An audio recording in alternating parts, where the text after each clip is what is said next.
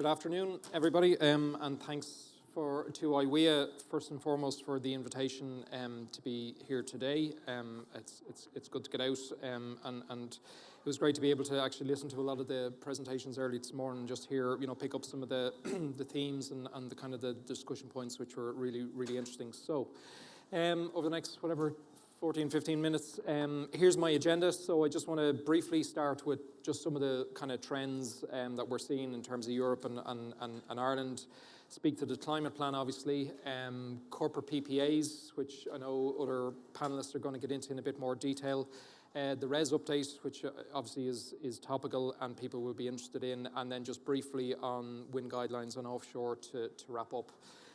So, in terms of, and I've taken the source for the next couple of slides, is one of the IRENA, the International Renewable Energy Agency reports in terms of their statistics. And I suppose this, and what you're seeing there is just kind of the trends across technologies over the last almost decade.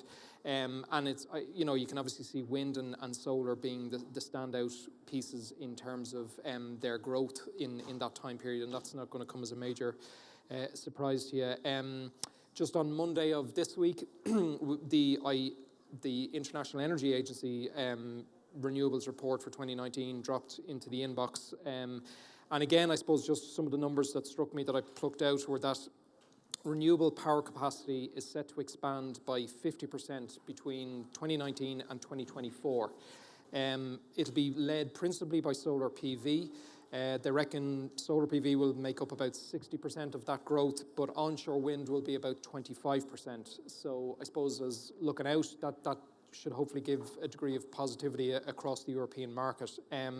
That said, renewable electricity growth needs to accelerate significantly to meet the long-term sustainable energy goals. And clearly, one of the challenges, and there are a number, will be around system integration of wind and solar PV. And I think Paul Blunt and the team made a really good job, and it's a very detailed piece of work and analysis that they've obviously done, but I think that comes through in Paul's analysis.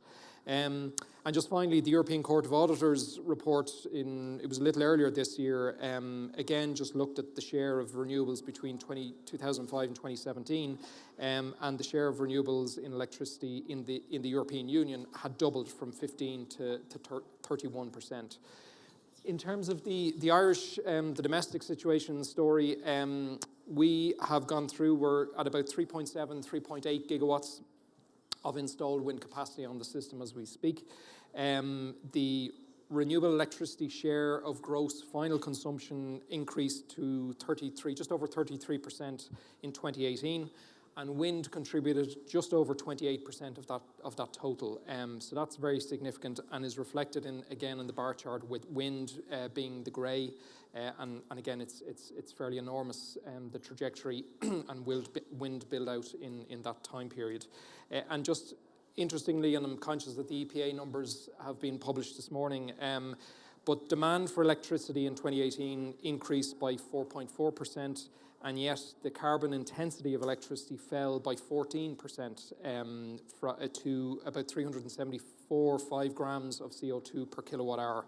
So I think we're hopefully having that sort of dislocation between the demand growth and sort of carbon intensity, which is hugely important to what we're doing. The climate plan, you're well familiar with what's in there, but I suppose there are a number of actions that my head is on the block for want of a better phrase, but these two are particularly important. Obviously, the designing and implementing the RES, deliver on the 70% target, and ensure there's an appropriate community enterprise mix in that delivery. And secondly, in terms of corporate PPAs, that we have about 15% of demand met from PPAs by 2030. Again, no massive surprise. I mean, and it's been reflected in the commentary this morning, getting to 70% is an enormous target and ambition. It's going to involve phasing out of coal and peat-fired electricity generation plants, reinforcing the grid, including greater interconnection to allow electricity flow between Ireland and other countries. And in that regard, we're very we were delighted with the announcement earlier this month around the Celtic Interconnector in terms of the funding that it's secured, a very significant grant from Europe. That's going to be hugely important, as indeed will other merchant projects, including Greenlink and others that are in the pipeline as well, to allow us export excess energy when we have it, but balance the load on the grid and actually allow for greater intra-market flows and stuff. And I think that's going to be hugely important. The community engagement remains critical to securing consent for the additional energy infrastructure. And again, let's be under no illusions that that means more turbines, more grid, more pylons to get the electricity from the supply locations to the demand centres.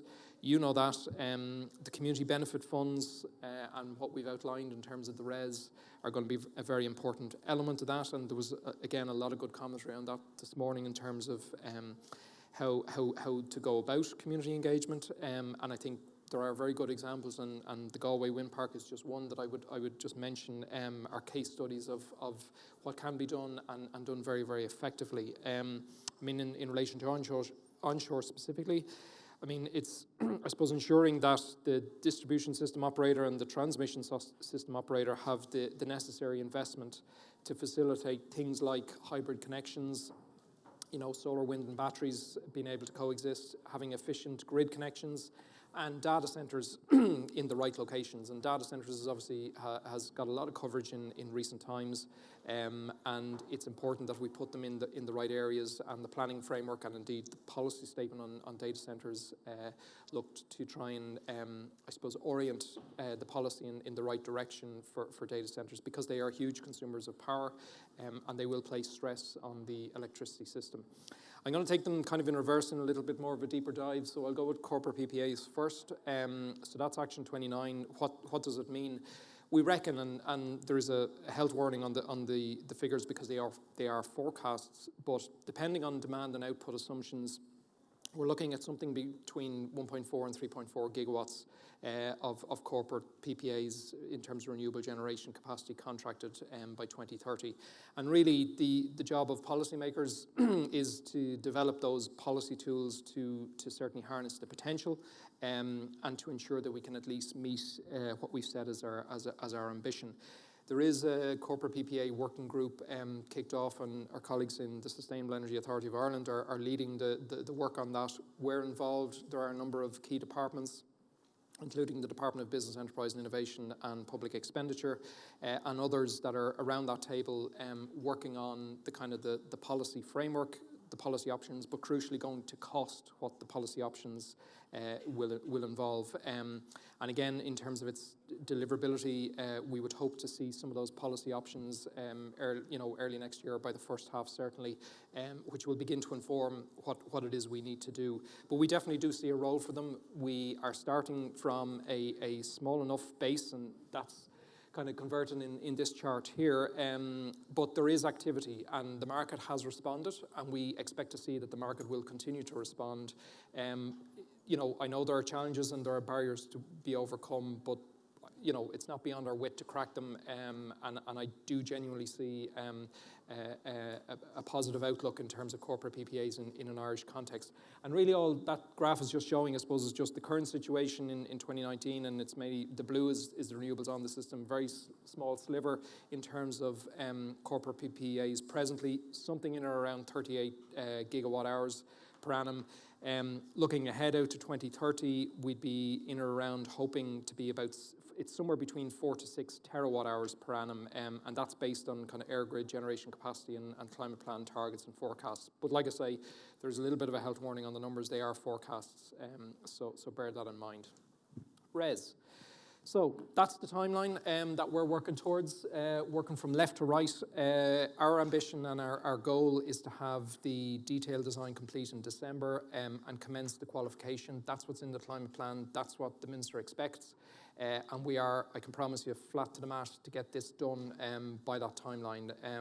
I have, as people will know, a relatively small team in the division, but the majority of them are working on some aspect of RES, and in fact, there's a bunch of them back at the office today working through it as I speak. It's going to be tight. but we've a lot to do, and we're confident we'll hit that deadline. But it's going to take a lot of effort. Working then through in terms of the early spring, we'd hope to be publishing the qualification information in February. We would also hope that state aid approval would come through at that point. We're still in discussion with DG Competition at what's called the pre-notification stage. We've taken a bit more time on this stage for the very simple reason that we want to make sure that when we do go to a formal notification, that we can be fairly confident that we can get it through. But again, the timelines are tight on this. But we're confident based on sort of discussions we've had that in broad terms, it should be good in terms of meeting the guidelines and what that requires. And then we moved through kind of March, April in terms of accepting submissions and getting through to kind of running the auction, which is June 2020, and that's our marker at the moment. And just to mention, we're looking at a December 2022 delivery date for project delivery. So again, as I say, that gives you just a flavour of the timeline. It mirrors the steps that are in the climate action plan, but there's a hell of a lot of work to do. Winner selection, so just briefly on this, I mean, it's a technology neutral framework with any diversity to be finalised, and we're still working through some of the details on that. It will be pay as bid, and offers will be selected in ascending price order.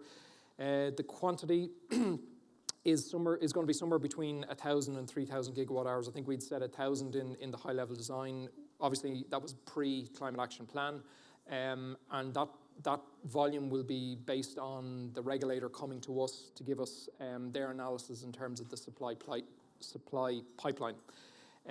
It'll be a two-way CFD essentially with a floating feed-in premium with strike price, and it'll be on the basis of metered output, and support will be for 15 years, and that's certainly where we're going with this at the moment.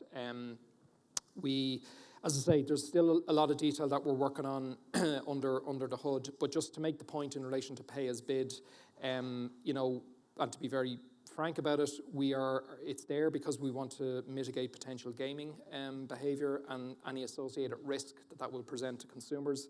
We don't want speculative bidding. We simply don't have the time. We have EU targets that we need to get on the road and get on the road early to. So only projects that can deliver will be considered, and we make no apologies for that. In terms of communications, we had an industry briefing on the 13th of September. IWEA and others were present, and we were able to share a little bit more in terms of our thinking. We've the slides up on the website, and people feel free to go and look at them. We would intend to have monthly progress updates on the website as well. We're going to be as open and transparent as we can be, but respect the fact that we are in state aid discussions, so there's stuff that we simply can't disclose, and we'll make that very clear. If you have questions, and I'm conscious we're on Slido this afternoon, and I'll certainly try and deal with as many as come my way, but if there are other queries that I can't answer or that strike you, that's a dedicated email address, and please send your queries into it, and we'll ensure that you get a response. The next public briefing is mid-November. I can actually confirm it'll be the 22nd of November, and the team will be issuing invitations through sort of associations and others, and it'll be public, it'll be registered attendance, but they'll be getting out to those in the next week or so. I mean, really from here, we're going to continue our engagement with DG Competition on the state aid. We're preparing things like around the auction procedures. We're looking at the secondary legislation requirements that are there. And as I say, get the qualification process open for December. It's a tall order, but I'm confident that we should get there. And as I say, we'll have a session in November, and we'll have further sessions in December, again to disclose the detail that we can provide for you at that point. Success. What does success for Res 1 look like? It's incentives, I suppose. It's speedy connections of the required quantity to help us get on the road. I heard all the challenges that were outlined earlier on, and we and the stakeholders know the challenges that are ahead, but I think we can work through those. We want to see competitive prices and consumer costs minimised as far as possible. That we, and this is on us and on our responsibility, is that we meet the timelines that we set out. they are challenging.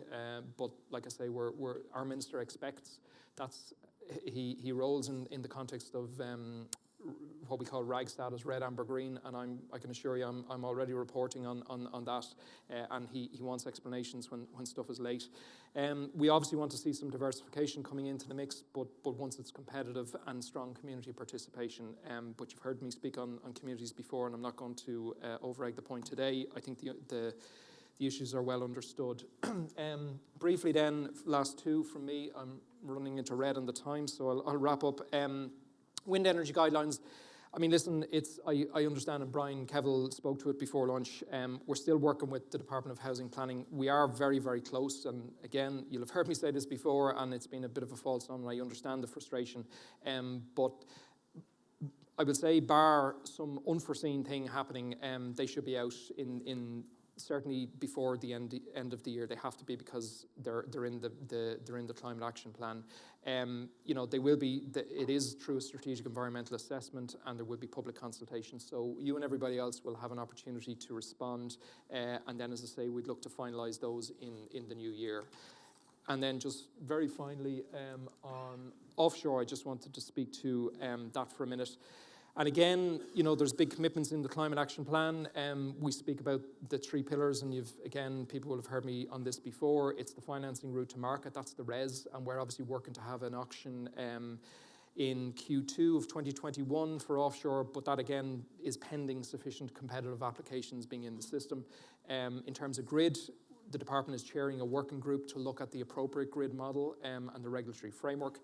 The legislative framework is obviously the Marine Planning Bill. That should be published in Q4. So this quarter, you will have seen a general scheme in the summer. But like I say, we'd want to move to published heads in November, December, sometime before year end.